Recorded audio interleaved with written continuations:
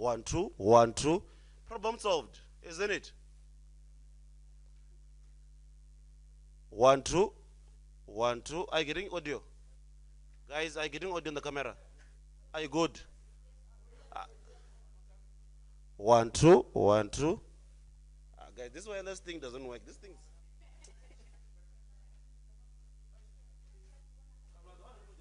You have some problems. Yeah. This is safe. Yeah, this is safe. These things of trying to complicate simple things.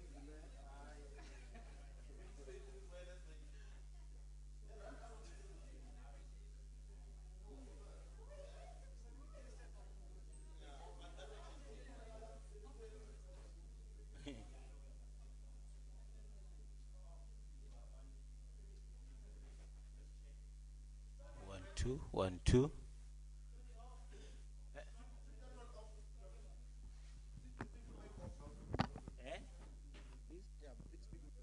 Mic 1 2. 1 2. Mic test 1 2. Take it back. 1 2. Mic 1 2.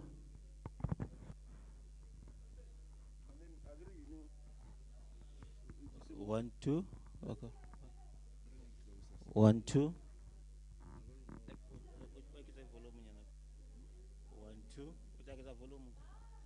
1 2. 1 2. Mic 1 2. Mic 1 2. Test 1 2. Dennis, volume on the receiver, yeah. 1 2. Mic 1 2. 1 2. Mic 1 2.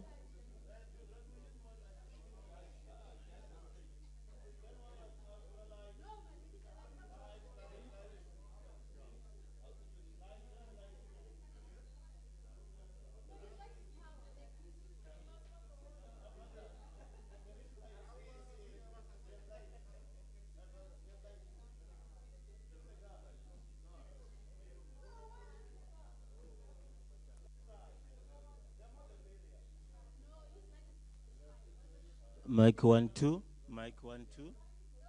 1 2. Testing. Testing mic 1 2. Testing mic 1 2. Mic 1 2. Testing mic 1 2. Mic 1 2. Mic 1 2. Mic 1 2. Testing mic 1 2. Testing mic 1 2.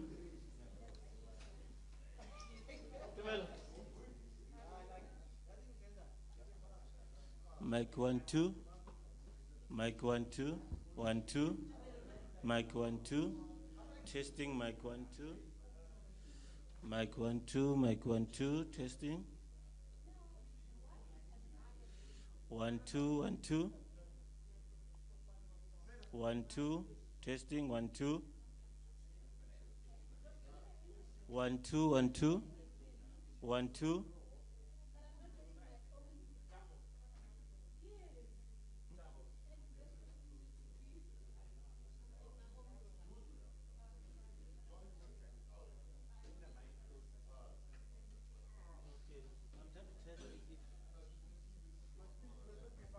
So 1 2. And then what about those ones, Babylon? So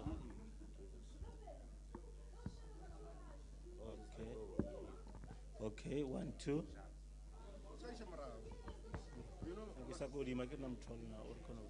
1 2 1 2. 1 2. Mic 1 2. Mic 1 2. 1 2.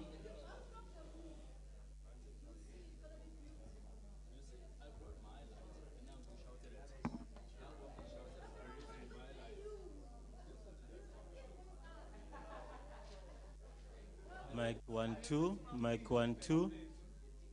1 2. Mic 1 2.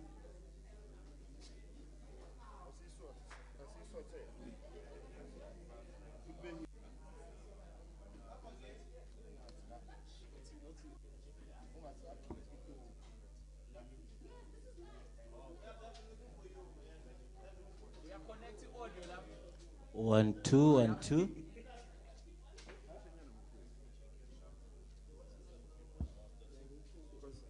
So eba boyadi. Ake ngwatang go bedi. Ngwatang go bedi.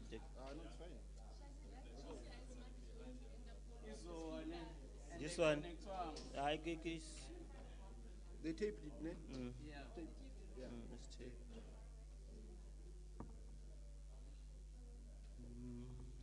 Okay.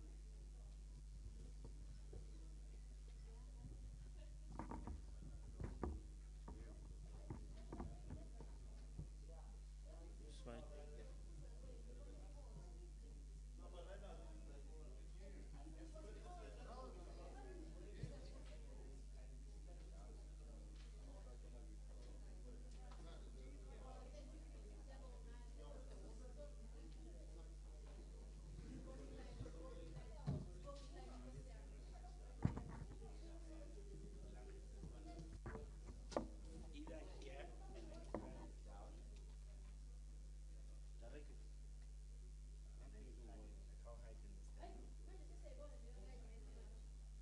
You know what I'm thinking?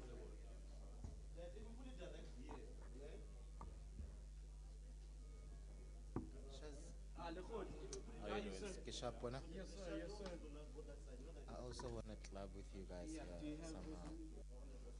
Here you go. Unale gafa? Oh, This is the department's gaffer tape. is it? Say expropriate.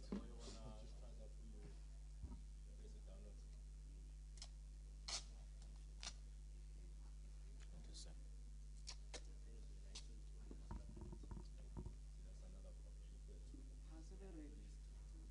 Are they here? What about this on this side? On the other side. That side. 1 2 1 2.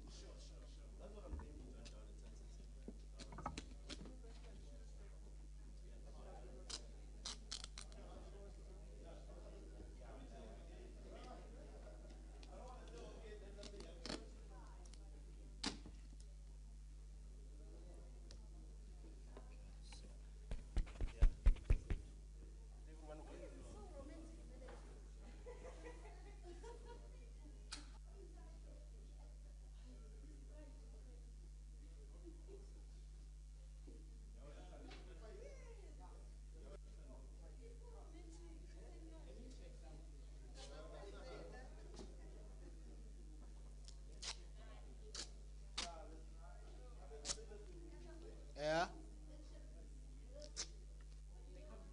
they here? Stand by all over.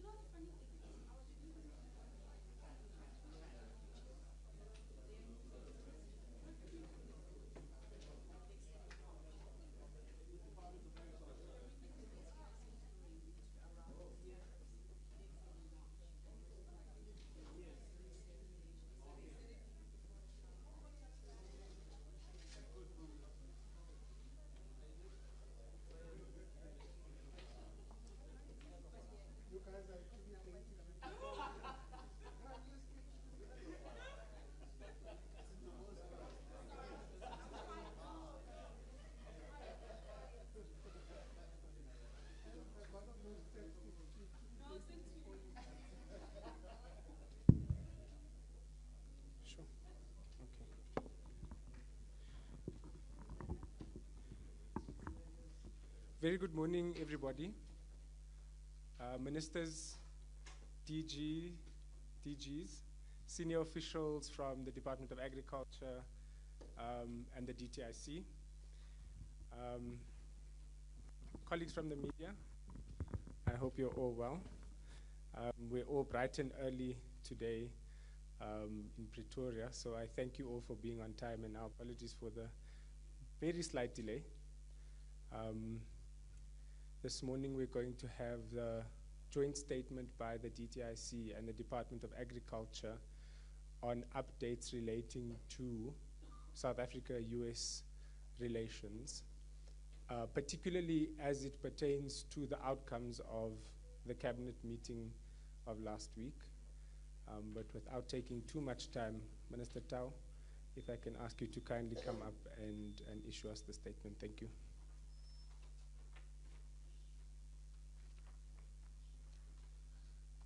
Thank you very much, Kamil. Minister Steenhuisen, DGs, colleagues, ladies and gentlemen. We've agreed that I read the statement and Minister Steenhuisen answers the difficult questions. But once again, on behalf of the two departments, welcome to this joint media conference that we're holding this morning after the cabinet meeting last week.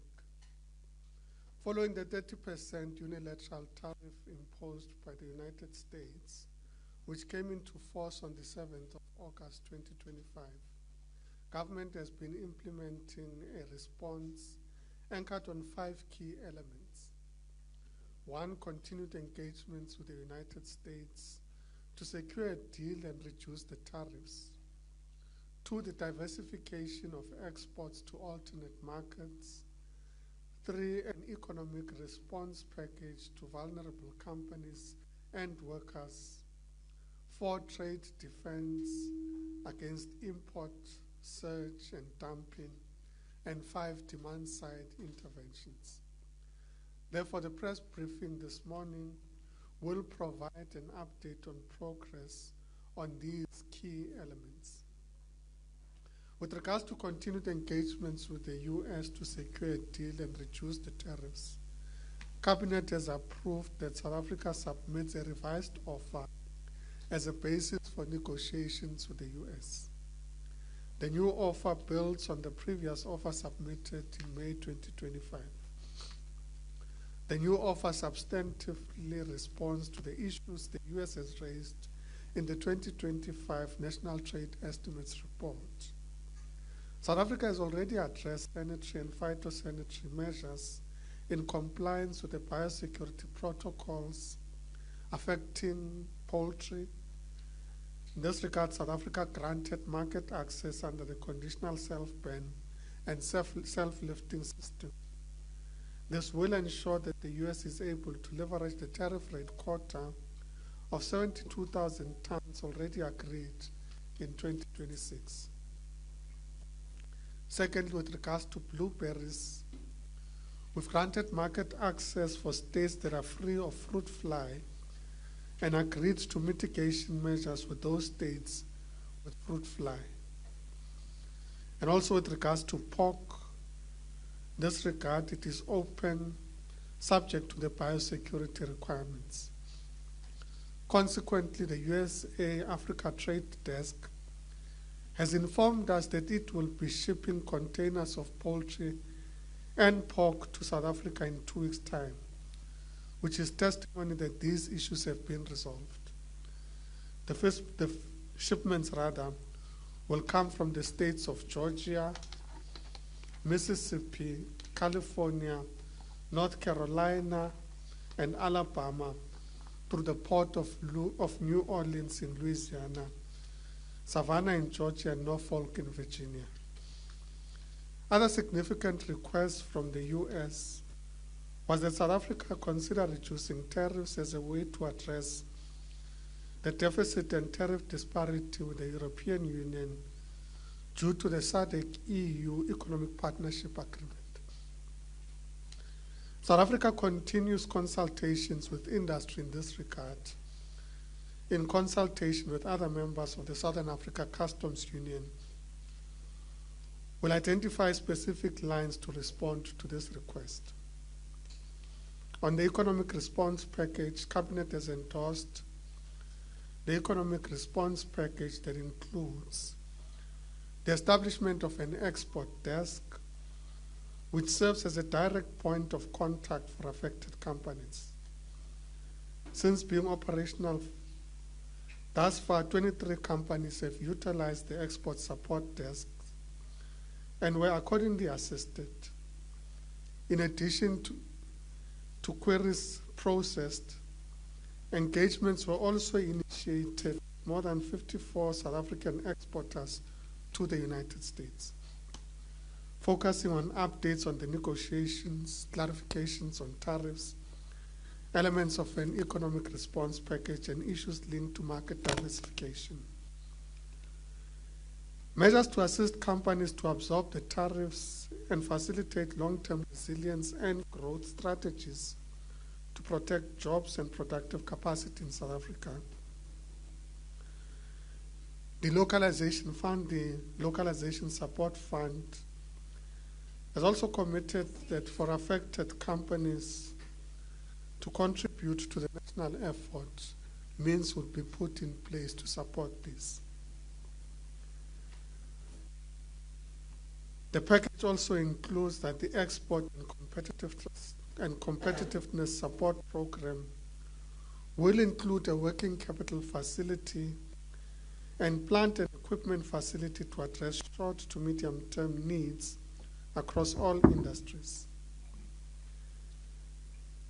Furthermore, working with the Department of Employment and Labor on measures to mitigate job losses using existing instruments within its entities that can be adjusted to respond to the current challenges has already started. And following consultations with the Competition Commission, a block exemption for exporters has been introduced to enable collaboration and coordination amongst competitors. A draft block exemption will be published by the end of this week so that the process can be concluded expeditiously, and information would be available on the DTIC website.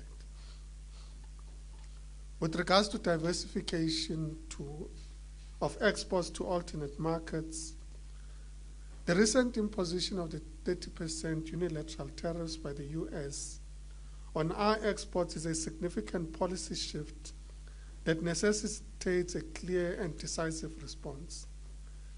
South Africa has accelerated its diversification efforts of export markets and enhanced competitiveness to mitigate the economic impact of losing preferential trade preferential trade access. The diversification is a strategic imperative to ensure better resilience of our economy to economic shocks. This is not a plan B, it is a plan A for long-term resilience and competitiveness. We are committed to strengthening our relationship, particularly under the Africa Continental Free Trade Area, to build regional resilience. We'll continue to work with the FCFTA and other countries as we ensure that we consolidate partnerships, including our European partners, towards enhancing our trade and investment relations in a manner that unlocks sustainable growth and development and entrenches South Africa in new supply chains. We're looking at Asia, including Japan, Vietnam, and Thailand, the Middle East, and India. We are pursuing these markets because we see growing demand, existing negotiations, and a positive reception to South African products. This is not just about trade numbers. It is directly linked to job protection. Diversification is about protecting rural livelihoods and sustainable agricultural growth for our people. To achieve this, government is deploying dedicated infrastructure for market expansion, including trade and agricultural attaches, increased export certification capacity, and a concerted effort to align our biosecurity standards with the requirements of these new markets. A high-level negotiating team, including both the DTIC and the Department of Agriculture, has been identified and is ready to engage the US towards a mutually beneficial agreement. Our goal is to demonstrate that South African exports do not pose a threat to US industries and that our trade relationship is in fact complementary. While the US is our third largest trading partner after the EU and China, South Africa is the 43rd export destination for the US and accounts for 0.25% of total US imports and is therefore not a threat to US production. Excuse me. Furthermore, the US market accounts for about 4% of our total agricultural exports, or 9.8 billion rand of our total agricultural exports, an increase of 104% from 2018. Government is going to do everything possible to keep the American market open for our goods. We will at the same time accelerate our efforts to diversify markets and build on the efforts we have put in place to ensure predictability in trade and leverage all our existing partnerships to secure markets of our products. With regards to trade defense and protecting domestic industry against import surge and dumping, the tariffs imposed by the US do not apply to South Africa only. They also affect over 130 trading partners with whom American consumers and producers interact. In this regard, many of the orders destined for that nation that now face prohibitive restrictions to enter that market will seek out other outlets for such production. Furthermore, chronic overcapacity observed in the world market for key product markets like steel, glass, subsidized agricultural products, solar, and automotive vehicles will make this surge increasingly harmful, or rather, no, incessantly harmful for our domestic industries.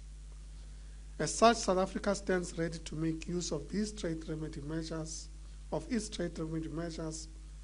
to safeguard and protect its industry within the prevailing agreements of the WTO.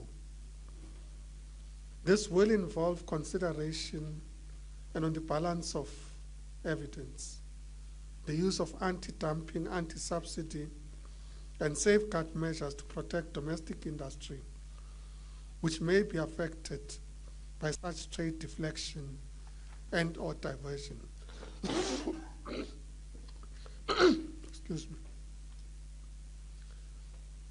And with regards to demand-side interventions to leverage on buying power by local consumers, private sector and government, proudly South Africa will intensify outreach with corporates and retailers through its online store and market access program or platform, which is a procurement tool targeted at the private sector to support increased domestic sales of products, with future export capability of the online platform to be used to assist with export market diversification. Thank you very much.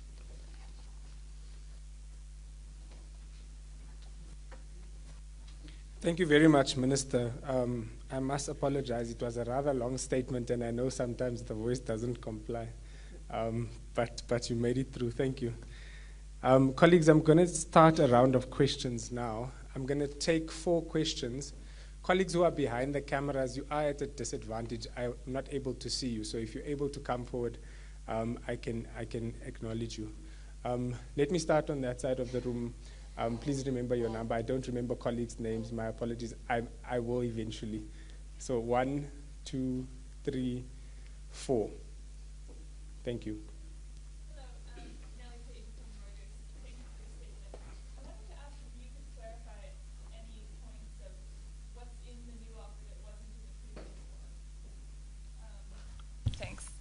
because my understanding was that for the pork, the self-ban and self-lifting system was already in place. Sorry, for the poultry. And then for the pork, it's saying that the same requirements are still there. So what's changed in this offer that you think will tempt the U.S.? Hi, I'm Julie Bourdin from AFP News Agency. I'd like to know if you have any new information regarding the U.S.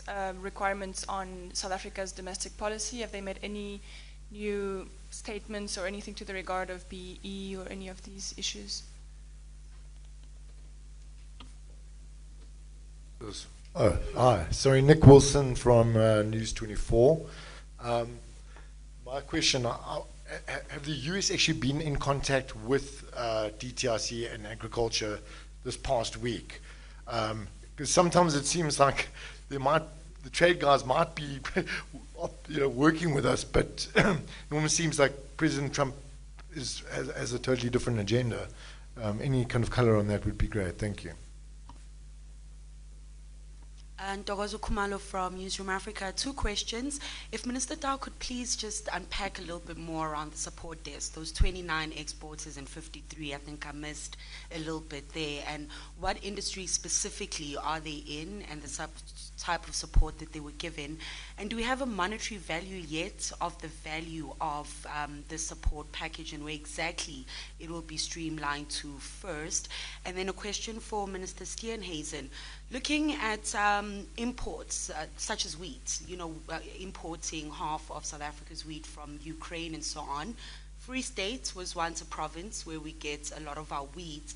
Are we looking at reviving any such industries, for commercial farmers that maybe had exited the industry, but also for emerging farmers in those provinces so that we do boost and diversify our agricultural exports? We did see that boost in the first quarter of the year in both jobs and the exports. So just keeping that momentum, what are we doing in context of the tariffs? Thank you. Thanks. If we'll allow Minister Steenhuisen and his team to answer those questions. I know there was a question directed specifically to Minister Tau. Minister, if you'd like to defer to one of your DDGs also, we'll accept that. But Minister Steenhuisen, over to you and your team, please. Thank you. Thank you.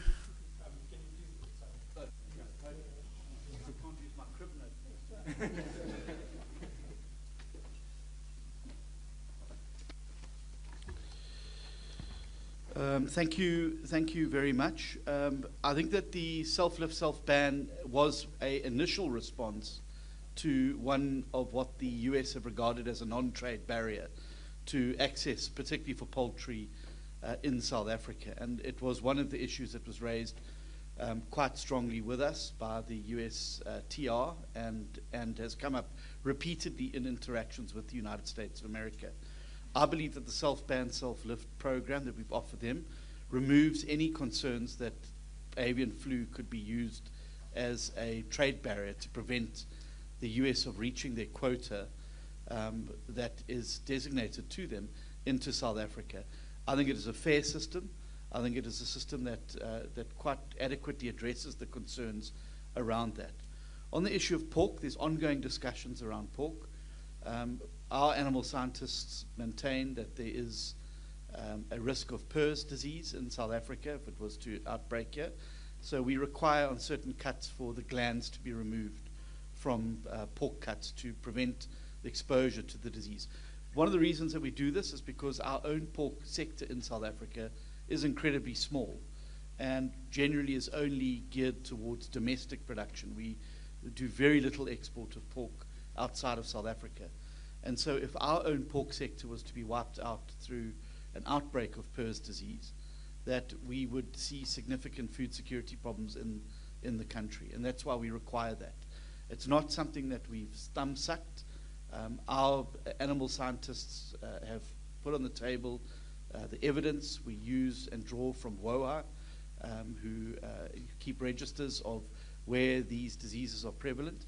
And I think it behoves us as responsible custodians of our own biosecurity to ensure, much like the US and other countries do, protect their local markets from potential outbreaks. We will continue to engage the US on pork, as Minister Tau has already outlined, but it would be incredibly irresponsible for us just to say, well, let's open up, because it would have grave implications potentially for our local pork sector. Nick, thank you very much.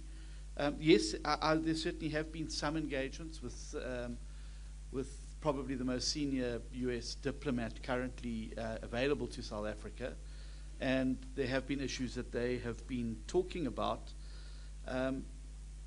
I would say that some of these issues were not raised with us by the USTR, or certainly in the White House, and have come as somewhat of a surprise, given the fact that we felt we were in a trade negotiation and a tariff negotiation.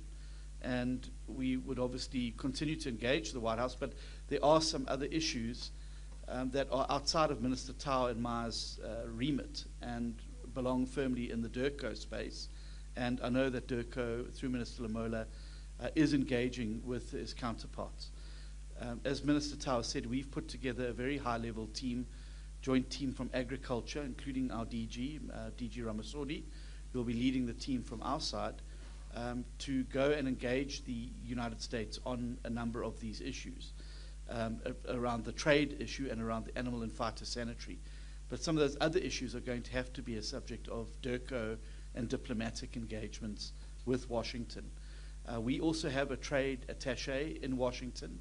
We sent, when we realized we were heading into choppy waters with the US, we deployed a very senior member of our department as an agricultural attaché in Washington. Dr. Jafta has dealt and headed up our plant unit for many, many years. He's experienced, he understands issues, and he's committed to sitting with US counterparts to be able to deal with some of the phytosanitary issues that cut both ways. Minister Tau will deal with the support desk. When it comes to wheat, we've had a very good crop of wheat this year, but we will still remain a net importer of wheat in South Africa. Obviously, we're looking at ways to boost production. It's not an easy crop, and given the fluctuation in prices, in the wheat price, it is often seen as too volatile for farmers to plant, given the fact that there's less volatility in things like maize, because there are other avenues to use maize. You can direct it either through consumption, milling, or for animal feed. And so you have more price points where you're able to do maize. Wheat is slightly different. We have seen an uptick in wheat production, and we will continue as Department of Agriculture to promote wheat, and particularly when it comes to emerging farmers and new entrants, to encourage wheat production. We also have seen a significant increase in barley production in South Africa, largely driven by the fact that there are significant malters that are moving into South Africa. As Minister Tau, I'm sure would know, Soufflet are setting up a big operation in Sedibeng shortly, and that's going to help for a guaranteed uptake for some of our barley products. But wheat remains a tough product, and as I said, the price volatility obviously makes it incredibly difficult to do this. I do want to make this one point, which I think is very important, and that is that trade with the US also benefits the United States of America. Many of our products are counter-seasonal, so they pose no threat whatsoever to US production. And when it comes to citrus, both the pricing and the quality of the South African offering, given the exchange rate difference and given the incredibly high levels of and quality of production in South Africa, ensures that what lands in the United States is incredibly high products that benefit US consumers and benefit US agro processors. And I think that the US gets a good deal from South African agriculture. And it really, I think, will be a shame if we see a drop-off in these excellent quality products not being able to land in those areas. I also think that it is very clear now that these tariffs are not just around balancing trade. We've seen in a number of the letters that have been sent to various other countries, most notably Brazil and India recently, that these things go beyond just tariffs. And I think we're seeing some form of new era now where trade and tariffs are being used to deal with other issues outside of what would generally be trade concerns. And this is obviously a new normal to which we're going to all have to adapt. And as Minister Tau said, this is not something unique to South Africa. We have over 130 other partners around the world who are facing similar issues. We're also seeing that those countries are starting to come together to replace markets that have been lost. I shared last week with Minister Tau a deal that's been signed, for instance, between Brazil, who've been slapped with a 50% tariff, and Japan for the provision of beef. And I think we're going to see a lot of that diversification taking place. We are committed, as Minister Tau said, to diversification, and we're looking at extensive new markets where we believe that with the diversification, we're never overexposed on any one particular market, which ensure that we're able to sustain ourselves and our trade going forward much better in the future. Thank you.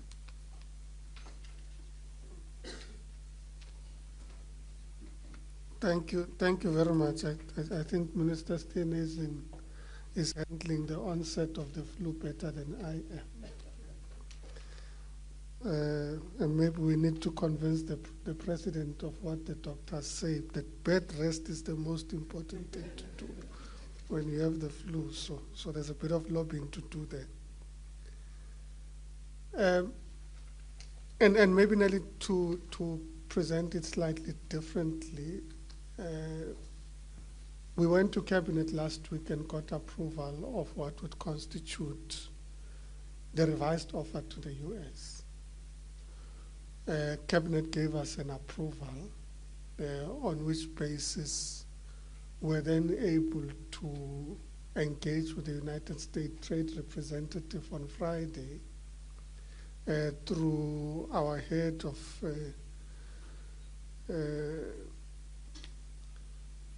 the bilateral trade desk at the trade branch, who had already dispatched to the US, and they met with the USTR on Friday. On the basis of that, there was an agreement that we are now ready to submit based on the comments received, and will be submitting today. Now, the trick is not to get the US to read about the offer in the newspaper. So please excuse me until such time that at least they've received and processed the offer that we have made. But of course, the work has been done, and that's why I took you through the process that we had undertaken. And I'm not sure whether that adds any bit of color, Nick. Point of clarity, sorry, Minister Tau, Nick Wilson here again. So basically, from what I can see, I mean, the self-ban regulations, that's always been in place. No. Maybe, sorry, I didn't understand that. If you could perhaps just clarify that again. Thank you. No, remember, this has been a process. So some of the measures that have already kicked in on the basis of our initial offers and engagements with the US are as a result of the process. So we didn't always wait for everything to be in place for us to begin to extend certain offers to the US. And that relates to, amongst others, blueberries, the self-ban, self-test offer, and other initiatives that we've taken, that we've put in place. So if you like, some of it is also goodwill on our side. You've raised these issues. We've started measures to ensure that we're able to address the issues that you've raised with us, which are your areas of concern.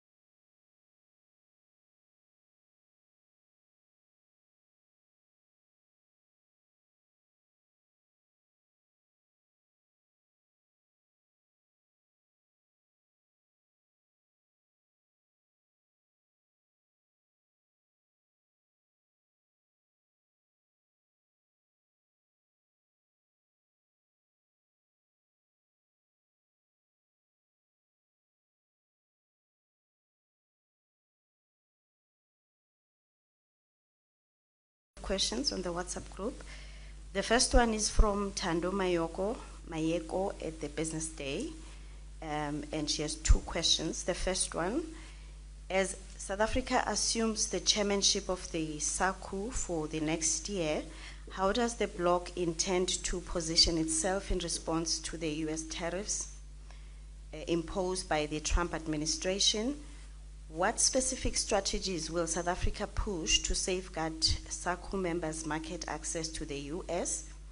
And then number two, with regards to the discussions between the DTIC and the Labour Department, could we see the Labour Department reintroducing the UIF's TERS scheme for supporting employees whose services would not be used or terminated because of the impact of the tariffs? So I've got also two questions from Harja Omaji from the Business Day still. And she says to Minister Tau, can we fast track the exports to the African continent through the AfCFTA? And why is the next meeting only in October or November? And is it true that exports have increased to the continent in recent months? The second question from Hajra to Minister Steenhuisen, can we fast track the agriculture master plan to transform sugar plantations in SA into ethanol and sorghum plantations to meet global demands? And then I've got questions from the Daily Maverick. I just want to go to them quickly. From Michelle, it was mentioned that US demands are being substantially responded to. Can you explain in more detail as to what these demands actually are, be they political or economic? The high-level team identified from the DTIC and Department of Agriculture have been identified. When will the next engagement present SA's new offer that substantially responds to US demands? And then the last question, the DA has raised previously that the US demands have included change to domestic policies such as BEE. Can you please clarify as to whether these were part of the US demands? I think we'll come back. There's a lot more, but I think we can end it. Thanks. Let's leave it at that. Thanks, Pumzile. I think, Minister Tau, if I can ask you to come up and address the first three or so questions, and then Minister Steenhuisen, the specific ones on sugar and those issues relating to domestic policy. Thanks.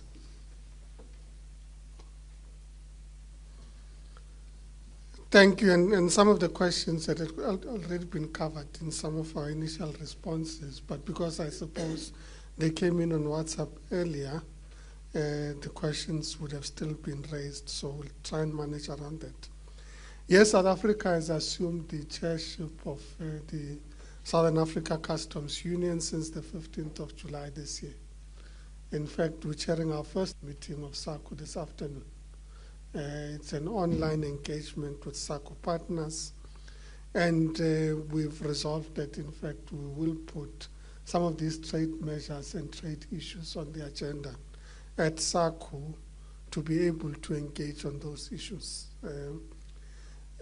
So on the basis of what SACU agrees, would then be able to provide a more detailed response with regards to what we're pushing as a bloc. Ultimately, when it comes to matters related to trade and tariffs and those related measures, it is important that we are able to go through the Southern Africa Customs Union as we function as a customs union. And we've agreed at the last session that was held in June in Namibia that, in fact, we've set in place protocols on how this would be engaged. And this applies to us in as much as it also applies to our colleagues in the customs union. The TERS scheme is still applicable. What we're engaging with the Department of Labor and Employment is how do we apply it under current circumstances. But as you know, when we engaged with ArcelorMittal, we also introduced TERS as part of the mechanisms of intervening there. So the Department of Employment and Labor still implements TERS, and of course we'd have to adjust on the basis of the current circumstances and what the implications could be. And yes, trade under the Africa Continental Free Trade Agreement is continuing to improve, particularly as new protocols are ratified and new agreements are put in place to implement the Africa Continental Free Trade Agreement. We're having more and more countries coming on board and ratifying the protocol. So it's always important to understand that ultimately what happens with the FCFTA and with other trade agreements is that whilst you've agreed at a multilateral level, for purposes of implementation, it needs to go through your own parliament for ratification. And it is at that point that you can begin implementation. And we've recently gone to parliament and have had 2 additional protocols ratified by parliament. So trade under the FCFTA is increasing, and we intend to fast track it, including addressing whatever bottlenecks there might be in this regard. I think I've done mine. Just to say on the biofuels issue, it is a matter that we are also engaged with and would be following up with our colleagues in the Department of Agriculture, but I'm sure at this point Minister Steenhuisen can give an update in that regard. Thank you.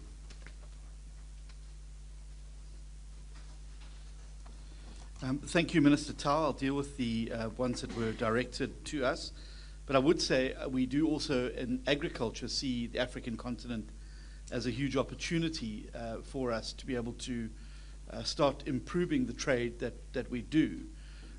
Particularly the wine sector has identified Africa as a growth market for wine particularly. And obviously the more protocols open up and the more corridors that are established for the movement of goods and services, I think the easier it's going to make us to be able to supply in and out of the African continent. Hajra Omaji asked around the biofuels and bioethanol and biodiesel. There's a huge opportunity for South Africa in this regard, given the fact that many of the big industries, shipping and airlines, have said that by 2030 there is a 30% requirement for biodiesel and biofuels. This obviously positions our sugar industry incredibly well towards that, and diversification is part of the sugar master plan. What is now required is an engagement and process with both DTRC and Minerals and Petroleum Resources, Minister Mantashe, department around developing a biofuel strategy and policy for South Africa that reacts to these demands. There's a huge opportunity, I think, as well as we have to move towards cleaner energy for provinces that would be affected through closures, for instance, of coal-fired power stations to be repurposed and refitted, for instance, to be able to process bioethanol, biodiesel, and other products, mainly as a result of sorghum, canola, and of course sugar. I think that the sugar industry is well positioned and are very keen for it. We need to create the overarching broad legislative and regulatory framework for this to occur. There's already also huge technology that exists, and I have been in discussions with one of the large players in the fuel space, Sasol, who have the capacity and technology to be able to start moving quite determinedly into the biofuel sector. And it is one of the issues that we're working with the sugar sector to move towards. And I think that we would need to fast track the overarching regulatory and legislative platform in order to finally allow that particular sector to go through. I think, as Minister Tau said earlier, the difficulty is we've had to sign an NDA with the United States of America on these negotiations, and obviously this means that it's very difficult to go into broad detail. But I certainly think, responding to some of the trade and tariff issues, this is a broad, generous, and open offer that I think meets the ambition criteria. And I think if one was to look at this through the trade and tariff perspective, I think this offer represents something that would be good for the United States and also good for South Africa. And I certainly hope that, well, we certainly hope that it will be received in this way in the United States. Obviously, the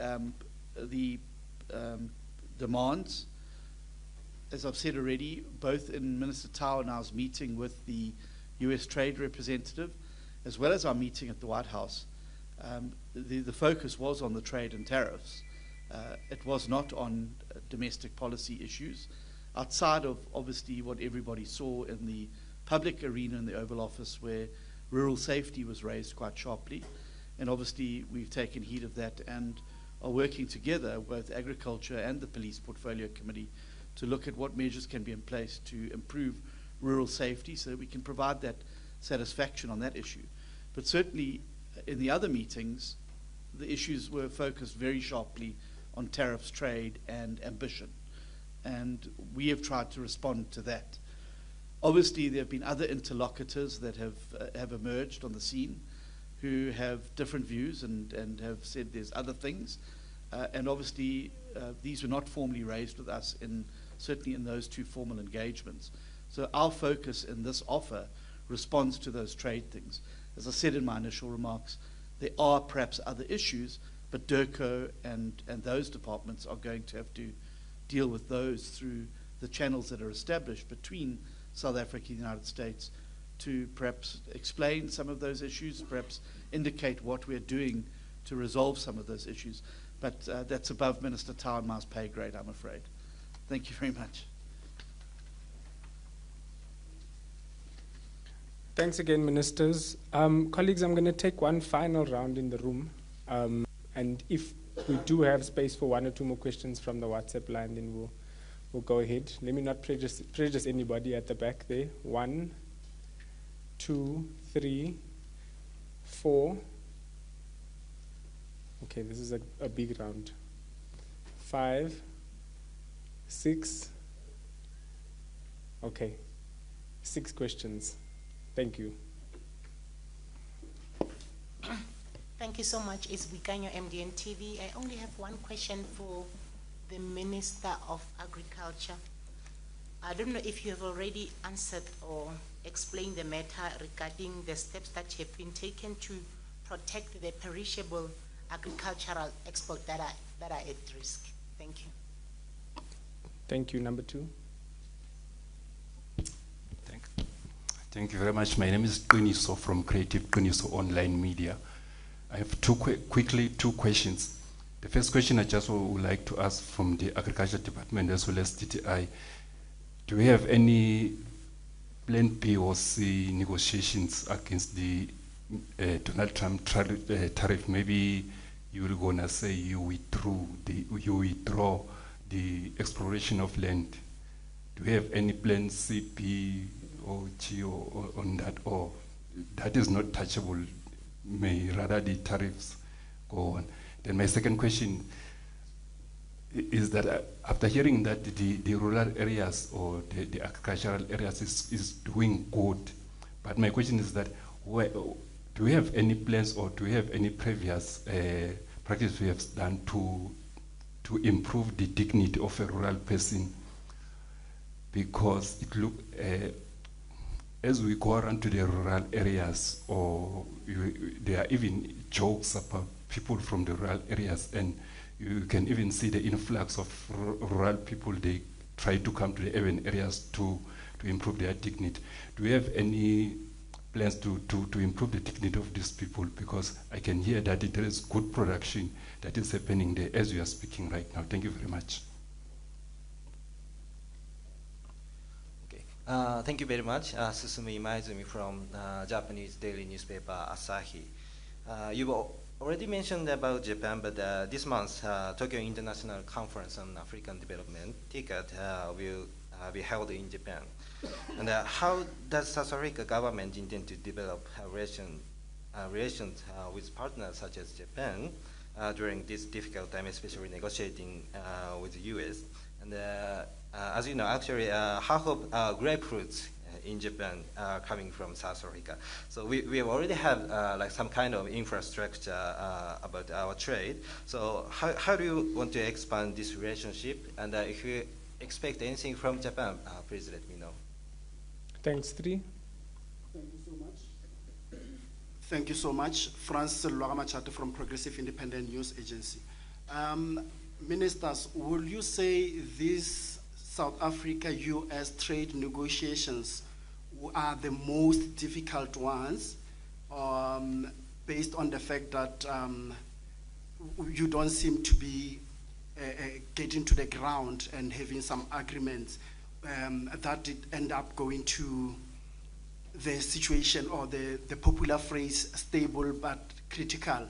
And the second question is, as part of diversification, what are the new trading negotiations considered for China, and in which, which products will those be? Thank you. Thanks, 4.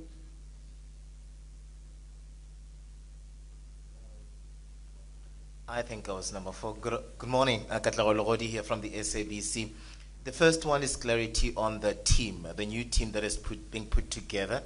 Can you just give us a sense of how are they, the makeup of this team? Are they going to be inclusive of those from DIRCO as well, as we look at approaching these issues? And did I get it right that this afternoon you will be submitting this new deal? Maybe clarity on that indeed this is what will be happening today.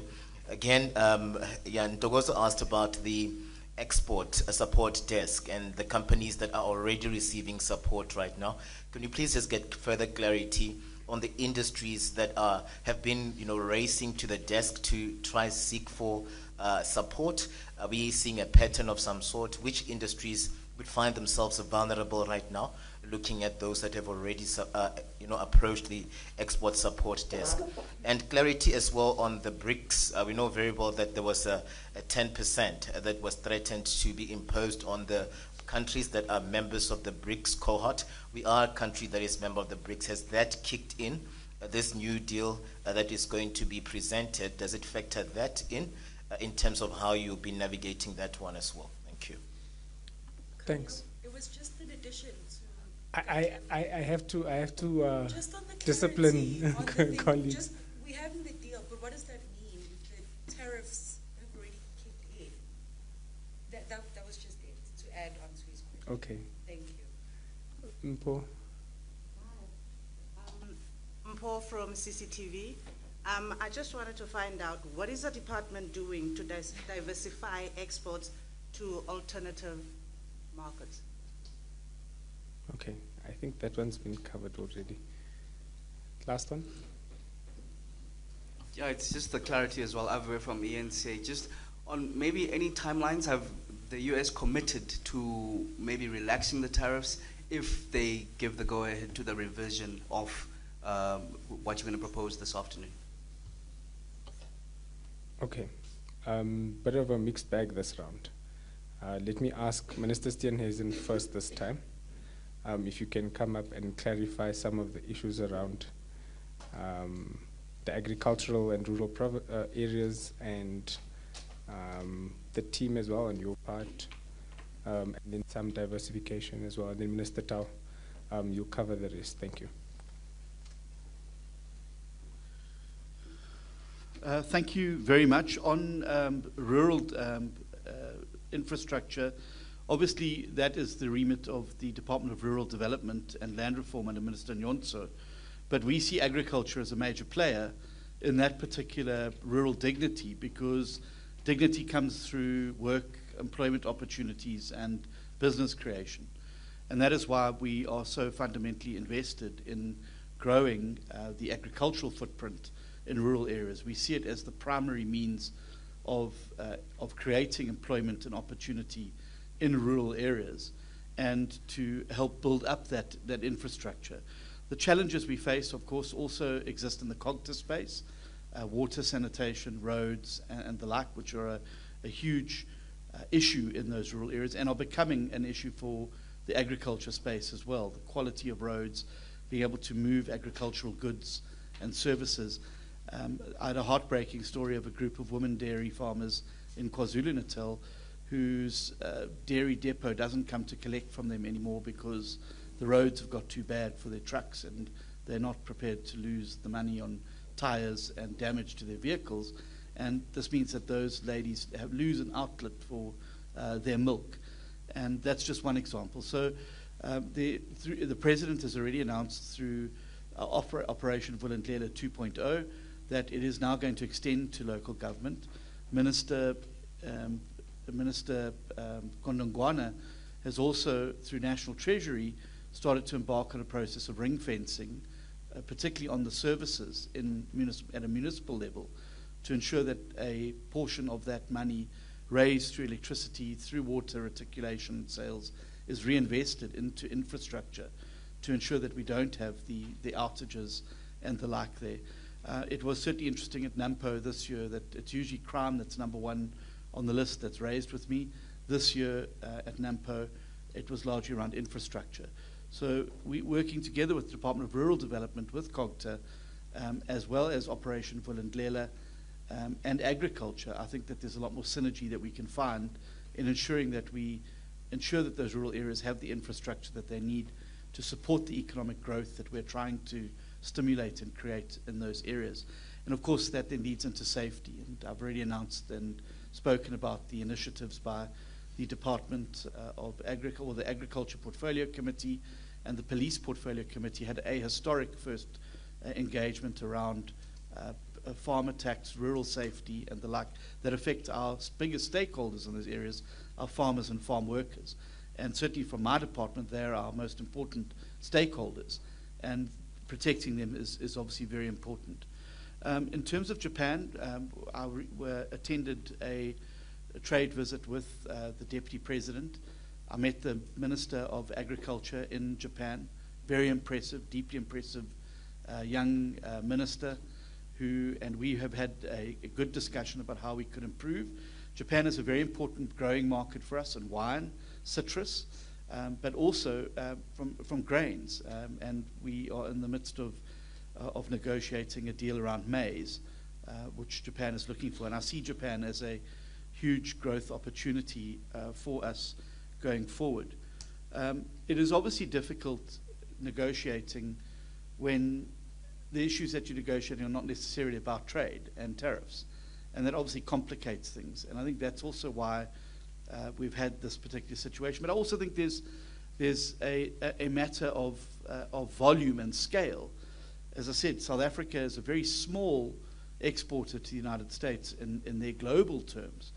And there are countries lining up outside the USTR's door to try and get their deal on the table. And so that does complicate the timelines. And perhaps, in other countries where you're dealing with trade negotiations, it's generally one-on-one and there's a focus. Here we've got a whole lot of countries scrambling to the USTR to try and avert tariffs and the like. And so I think there is a bit of congestion, and that does complicate the timeline somewhat. So I don't think it's a function of us sitting on our hands, as some have alluded to. It's a function of the fact that there are processes that we are required to follow, and that other countries are also going through these same processes, and so we would need to do that. In terms of diversification, China is obviously a huge opportunity for South Africa.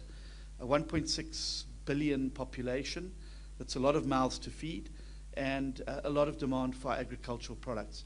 I can today share that after the last visit that I attended with the Deputy President in China, and our visit as the Agriculture Minister to the GACC, we were given the protocol for stone fruit. Significant in a number of ways. It's the first time that China has negotiated more than one product with us at a time. It's usually they focus on one fruit type. We got 5 in this particular deal: stone fruit, apricots, peaches, nectarines, plums, and prunes. These are obviously, we hope to conclude now this protocol on the sidelines of the G20, the Agriculture G20 next month, and that will then open the way for stone fruit from South Africa into China. The next mission thereafter is cherries and mangoes, and we are already advanced in terms of the negotiations there, and I think that would open huge opportunities for us to be able to get those particular products there. Minister Tau has indicated that the low-hanging fruit for us, pardon the pun, would be able to redirect citrus that's going to the US now into the European Union. But that is going to require a negotiation in order to try and get around the citrus black spot issue, which we do not see as unsurmountable, and we believe that with the right phytosanitary safeguards, there's no reason whatsoever that the European Union should balk at being able to accept the citrus. Even with the 30%, there are certain agricultural producers who feel that they would still remain competitive in that environment. Particularly, I was with one of the largest avocado producers in South Africa last week. I went to visit them up in Limpopo province. They believe even with the 30%, we can still compete effectively on avocados, for instance, given the price that our competitors are landing them at, that we can still compete even with that. So what they're looking for is for us to continue the engagements around market access. And we will obviously continue those processes as through Dr. Jafta in Washington to try and conclude those opportunities so we can see further growth going there. I just want to make one interesting point about BRICS. If one looks at the US's trade with Brazil, India, China, and other countries in the BRICS, it certainly dwarfs anything that we do. And so I don't think that it would be fair or right to penalize South Africa for being part of a regional bloc like BRICS, which obviously is our prerogative as a country. As I said, the US certainly does trade with all of those countries. Some of them have obviously been slapped with far more punitive tariffs than we have. India sitting at 50%, and Brazil sitting at 50%. And obviously, there are global dynamics now around trade that are going to make these waters more difficult to navigate.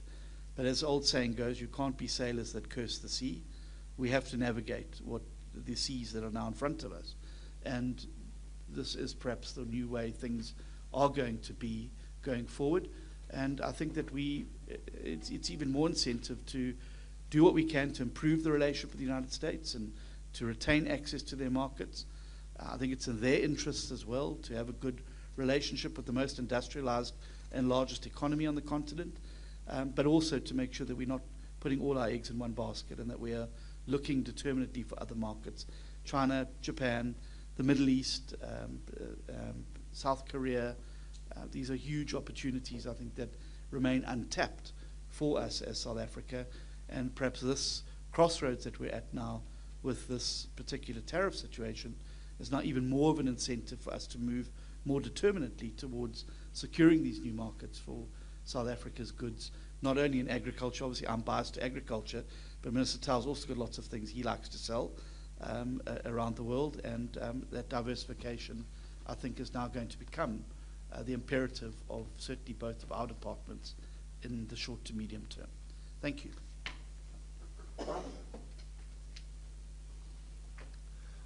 Maybe to pick up directly from where Minister Steenhuisen left off, with regards to diversification, we've also agreed in Cabinet that we need to invoke the entire Cabinet in these processes of diversification. The reality is that the DTIC on its own, or the DTIC agriculture, and let's say the minerals and petroleum resources on our own would not be able to reach all markets at the same time. So part of our reality is that we kind of have to invoke all members of the National Executive to be part of the pool of people, and we would be able to provide the necessary technical support behind that pool of people. And we think that that would be a much more valuable thing to do than to expect us as these departments to be all over the show all at the same time. It's extremely, extremely difficult to reach all these markets. And I'm answering both the question with regards to diversification and also what markets are we targeting. Of course, we indicated that we have engaged with the EU. We had a summit with the EU earlier this year. We agreed to develop a clean trade and investment partnership. we in the process of finalizing that partnership with the intention that it would be signed off in November at the BRICS summit between the two presidents. So we're working very hard to ensure that we're able to implement that. We also saying that where there are areas of, if you like, disagreement, and we made an example of the citrus black spot, that we should be able to resolve this on the basis of bilateral engagements with the EU, and would be pursuing that strategy. We've been to China recently. We've given them a list of the top 100 products. We've varied that list to now include more industrial products. We've presented a proposal with regards to specific areas of cooperation, and we've had commitments from the Chinese to invest in particular industries. So certainly we're talking to them. As indicated, we will be led by the president at TICAD in Japan, and the engagements on TICAD would also include bilateral engagements between the president and the prime minister at that side, including, of course, bilateral engagements with our respective counterparts. We intend to sign a set of MOUs at the back of historic trade relations with Japan. So it is a market that we're targeting. We have also received confirmation that we would have the Joint Economic Commission with Saudi Arabia in the second week actually, of September. And linked to that would be an engagement we'd also have with the UAE, so that we're able to open not just those two markets, but the broader GCC countries in the Gulf. So it's an area of focus that we're working on to ensure that we're able to deal with it. I should say that we had intended to include Qatar in this visit that would go into the Gulf, but the agreement now is that Qatar would be in South Africa and intend to have a visit to South Africa in end of November, early December. So rather than, in fact, including them in this round of engagements, we should be able to engage with them at the back of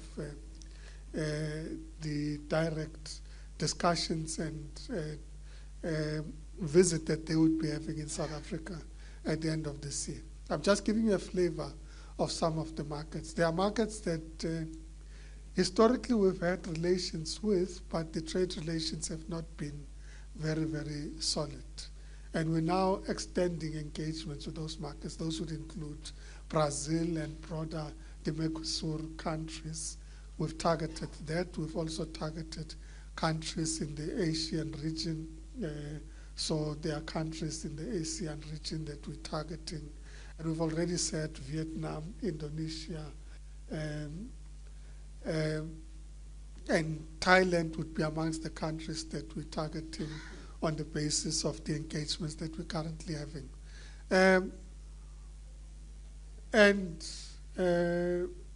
We will continue to expand our engagements with various regions and countries. So I just thought I should give a flavor of the sort of work that we're doing on the diversification issues and enhancing market access.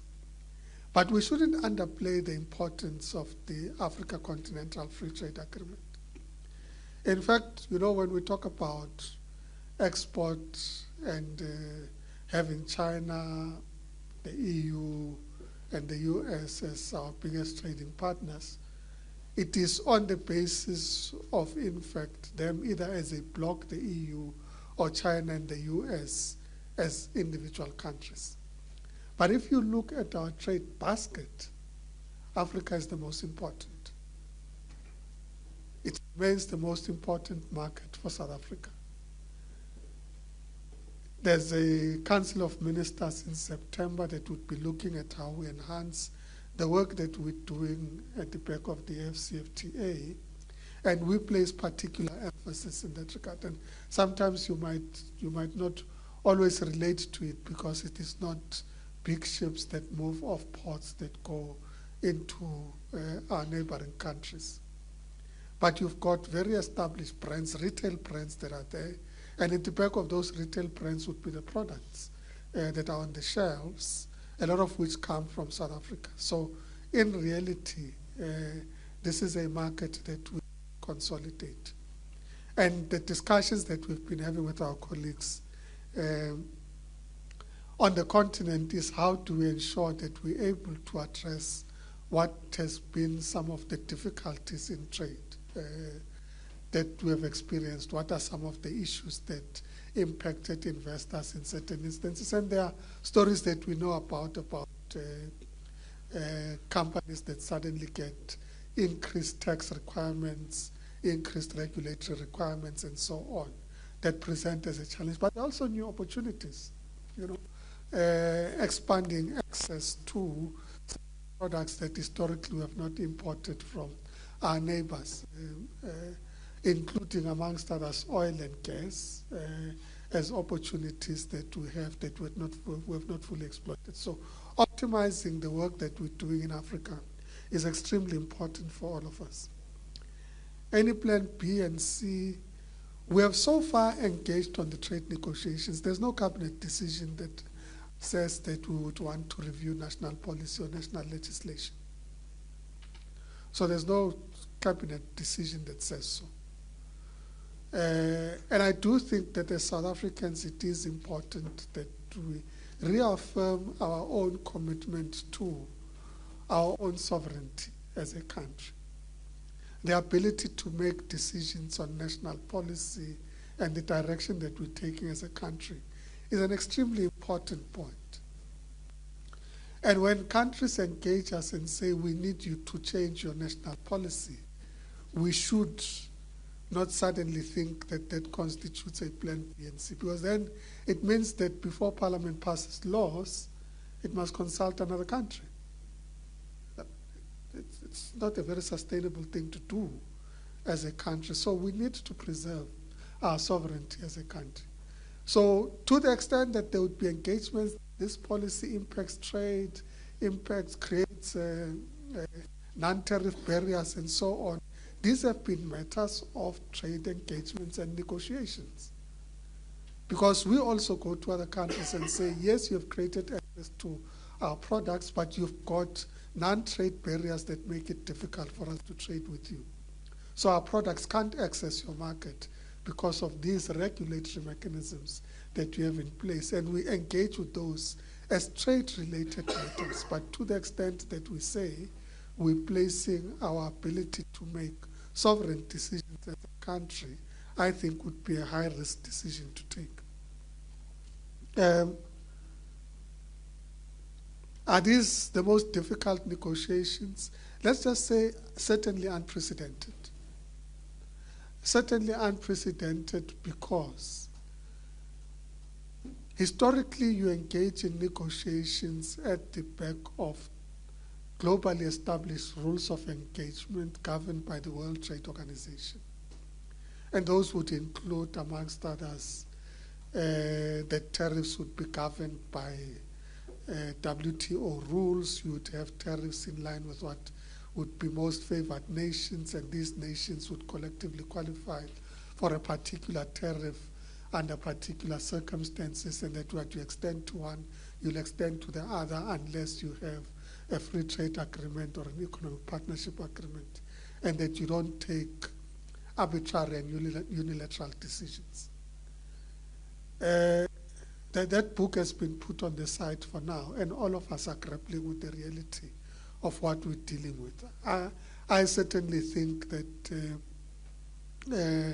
it would be a subject that we would engage at G20 amongst others, but it would certainly be a topic of engagement when we get to the ministerial council that would be held in Cameroon in March next year, which is the regular WTO ministerial council that's held.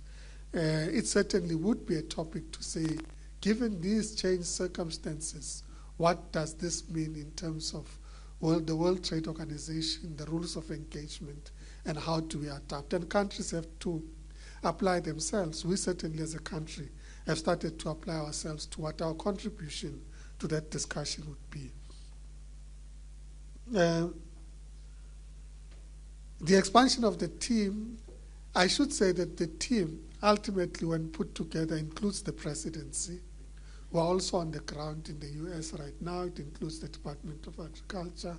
It includes DERCO and the DTIC. And to the extent that there are particular areas of interest, we agreed that, in fact, we need to involve and include the Department of Minerals and Petroleum Resources a lot more actively, because issues have been raised with regards to gas, oil, critical minerals, and so on. So certainly the departments would be expanded to include all those that are affected, and we get input from all of them. Will it be submitted today? Yes, it will be submitted today. As I said, we had engagements with them through our own representative who was there, the Chief Director for Bilateral Trade, who is in the US right now. We've dispatched him there to stay there until certain issues have been resolved, and we've had to have people acting in his stead in the department so that we're able to deal with these issues. The advantage that we have with him is that he was also trade representative in the US, a trade attaché rather, in the US. So he's got direct knowledge of the market, the issues, the environment, and so on. So he's there dispatched since the beginning of last week, and he is engaging actively, both at the level of the administration, but also as Congress resumes, it would also be at the level of the Hill, if you like, Congress, that would be able to engage with Congress and should be able to get value from those engagements. And to the extent that we would need to dispatch even the directors general whenever necessary, the ministers whenever necessary, we stand ready to dispatch all capacity that we have at the point that we need to dispatch that. But as I said earlier, we're also dispatching this capacity all over the world to open certain markets. But I don't think that there could be any doubt about the importance that we attach to our continued trade and relationships with the United States. With regards to the 10% BRICS tariff, it has not been presented as a direct option yet. It was mooted rather. I would have preferred muted, but mooted rather, as a point that could be under consideration, but it hasn't been put officially on the table. Therefore, we have not factored it in as a number. At this point, we're dealing with the numbers that the US has published. I think, Camille, I've covered everything, and Minister Steenhuisen had earlier covered the other issues. Thank you very much. Ministers, thank you very much. I am going to abuse you for 2 more questions. I'm going to allow one from WhatsApp. If there's any new questions, Pumzile, on WhatsApp, 1. And I'm going to give my colleague in blue here the other one. And then that's it. We have questions from Gwena Mashale from the Sowetan, who asks, how will the localization support fund be financed? What accountability mechanisms are in place?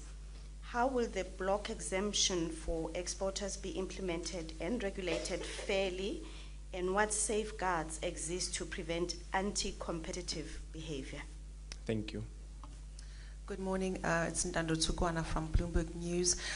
Just wondering, Minister Tau, if the DTIC has given consideration to raising the import tariffs it levies on India and China for the auto sector, just to stem or prevent flooding into the South African market, given the fact that the US tariffs does threaten to weaken demand for our South African autos.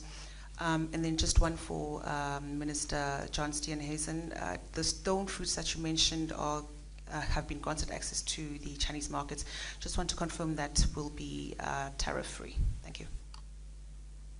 Thanks. Minister Steenhuisen, if you can take the one that's been directed at you and Minister Tau the other two, please. Thank you.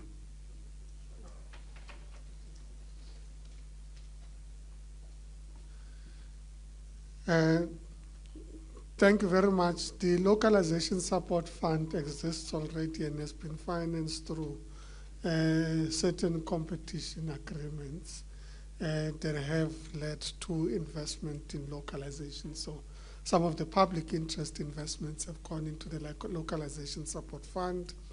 It functions as an NPO and as a governance system, and we have a mechanism of engaging with them with regards to the work that they are doing. And in this instance, we have engaged them to ensure that we're able to bring those resources and capability on board to implement the mitigation measures. But it's not limited to those. It also includes broader localization issues that need to be pursued and implemented.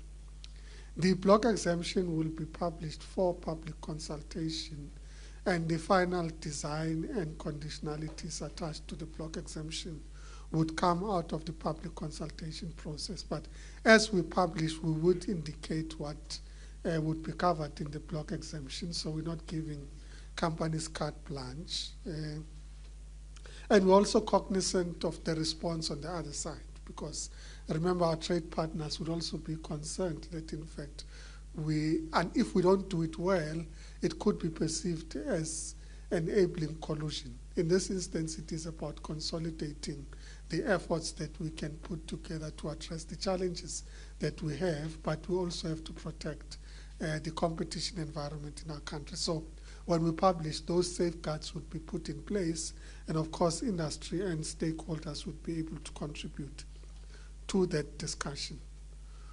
With regards to Chinese and Indian auto, it is a discussion that we're currently having with the intention, in fact, of taking a less punitive approach, but rather taking a more proactive approach of getting some of those products manufactured in the country. You know that bike is already in the country. Many of them have expressed interest of establishing in the country. They are making contributions to the process currently underway to review the APDP, which is the policy framework on the automotive industry that we've put in place. It's currently under review, and they are making contributions in this regard. We engage directly with both their countries, but also individual companies about this and measures that would put in place. Could the measures include tariff measures? I'm not going to preempt what the actual decision is going to be in this regard. I think we'll get to that point at the point at which we finalize the revised automotive development program, so to say. So, development program.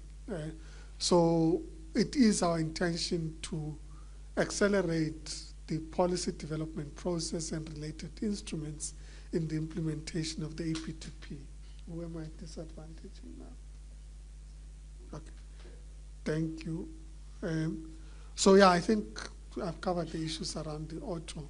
I should say that we spoke about the Chinese, but in the next 2 weeks we'll also be engaging with both Japan and India. You would know that Suzuki has had a great presence in the country right now, and we will be visiting, and they're exporting from India. So whilst it's a Japanese company, they are exporting from India into the South African market. So we'll be touching both the parent company and the company that's exporting into the South African market to see how we can cooperate and collaborate on the basis of seeking to attract them as an investor into our country. So we're not wielding the stick as a starting point. We start with the carrot and then balance it with the stick. Thank you.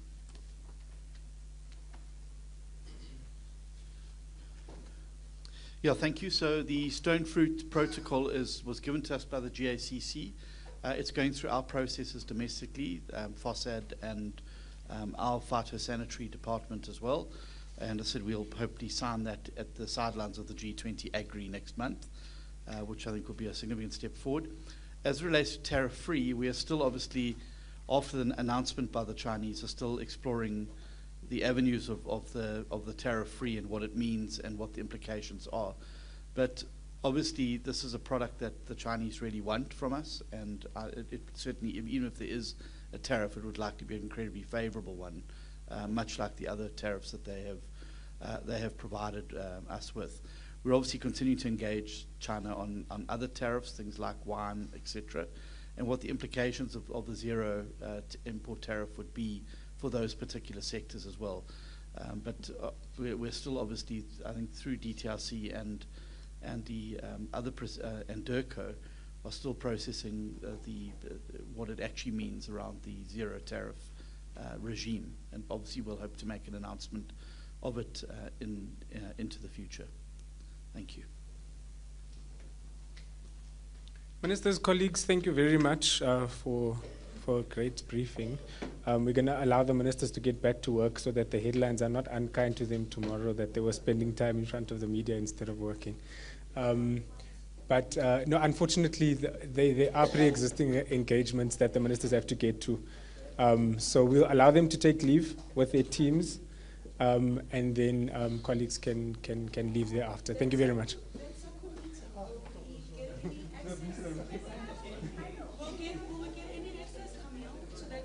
No, it's a closed meeting. Thank you.